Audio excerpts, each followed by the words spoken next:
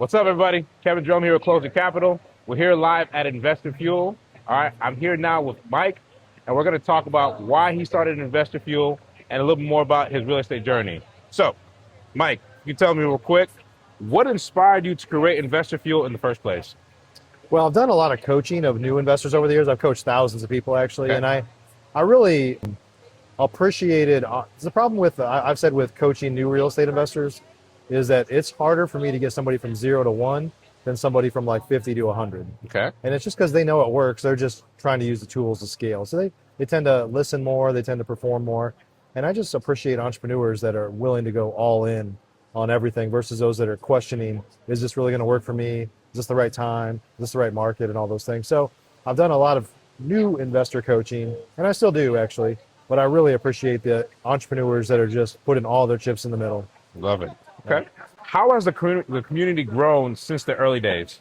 Oh yeah, the first meeting, I think we're 20 people in a room, Right. with no idea how to kind of make this work. And in fact, about half of those people 8 years ago are still in the group.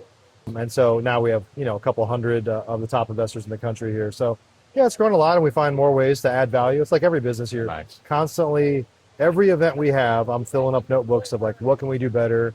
How can we do this? Here's a new idea. Of course, we get feedback from our members as well. So yeah, you just have to, everybody as an entrepreneur, you have to get 1% better every day. Amen. You work with thousands of investors. What separates the ones who thrive from the ones who fizzle out? It's all mindset. It's really, if you believe you can do it. I mean, the fact is the benefit of the mastermind is you're around people that are doing what you want to do or have done it.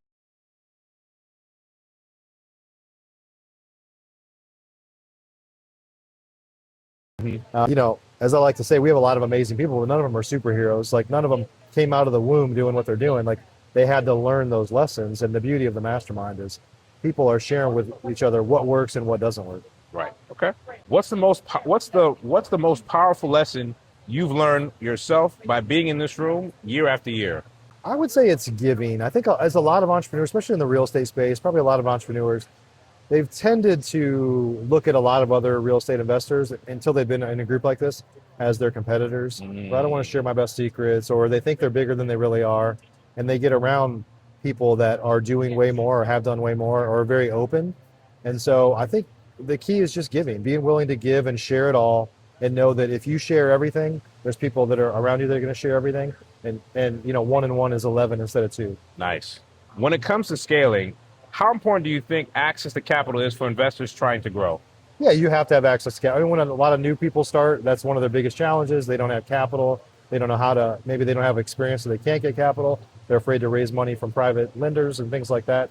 But yeah, the whole name of real estate is leverage at the end of the day, so capital is critical. I love that. Have you seen examples where private money or partnerships completely changed the trajectory of somebody's business? Ask that one more time.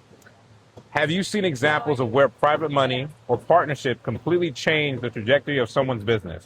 For sure. Partnerships are critical. There's really not much that I do anymore that isn't some sort of collaboration, right? And capital, like, you have to have capital to run your business. So at the end of the day, a lot of people change their capital sources. They find ways to maybe get more cost-effective capital. But sometimes you just need to do whatever you have to do to move forward. Right. Looking ahead, what excites you most about the real estate investing space in the next 12 to 24 months?